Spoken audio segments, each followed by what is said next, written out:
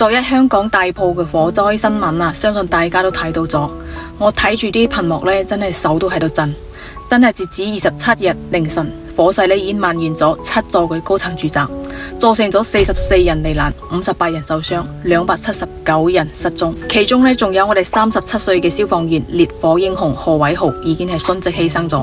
佢先入職呢9年時間，呢場重大嘅火災入邊呢，有幾多人困喺高樓入邊呢？進退兩難。香港嘅地形位置寸金尺土，人口多，地方少，所有嘅樓宇呢都係高密度嘅，真係冇咁嘅條件俾佢哋揾即係嗰啲樓間距闊落嘅地方嚟居住嘅。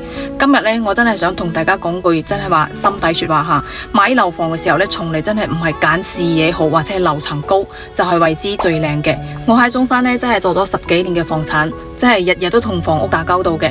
其實今日呢，真係想同大家講句真係心底說話吓，買屋選樓層嘅時候真係好緊要嘅。可以咁話，你當初嘅選擇呢，可能喺今時今日呢，就係你保命嘅選擇嚟嘅。根據我哋消防救援雲梯嘅救援高度呢，因車輛型號唔同，同埋實際情況有所不同呢，一般即係可以到達呢10樓至到25樓之間，最高呢好達35層。咁呢個呢，就係點解國內嘅高樓層呢，即係通常都係建喺34層，唔超過100米嘅原因啦。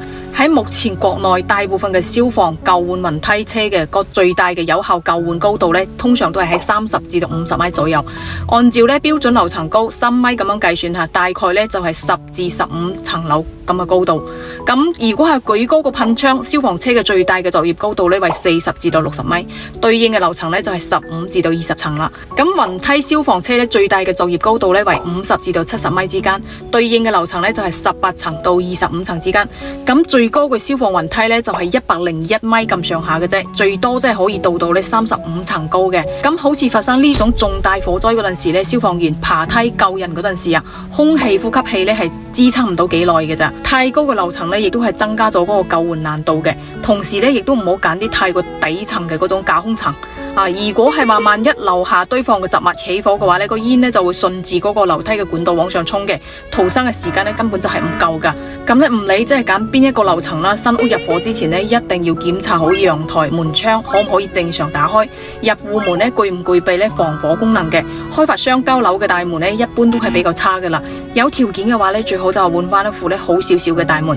咁呢啲細節嘅話呢，喺關鍵時刻真係可以救到我哋條命噶。我哋買套屋呢，就係為咗遮風擋雨，即係話喺一個城市入邊呢，有個屋企嘅啫。但買樓嗰陣時呢，我哋從嚟都冇諗過咁大嘅災難喺邊一日嚟到我哋身邊。最後呢，我想同大家講翻聲嘅就係呢，我哋喺中山買樓嘅時候呢，有咁好嘅條件可以選擇嘅時候，一定唔可以忽略咗呢，即係未來嘅天災人禍。樓層選擇呢，只係安全嘅一部分。我哋平時屋企呢，亦都係應該備翻一個呢煙霧報警器啊。全屋呢，即係要定期，即係話係演練一下，即係話逃生嘅路線啊，同埋即係我哋嘅防火嘅意識啊，都要增強嘅。真係好有必要，好有必要噶。香港嘅救援呢，仲喺度繼續緊。嗰啲失聯嘅人員呢，即係可能有年老嘅父母，亦都有等住父母翻屋企嘅細路哥。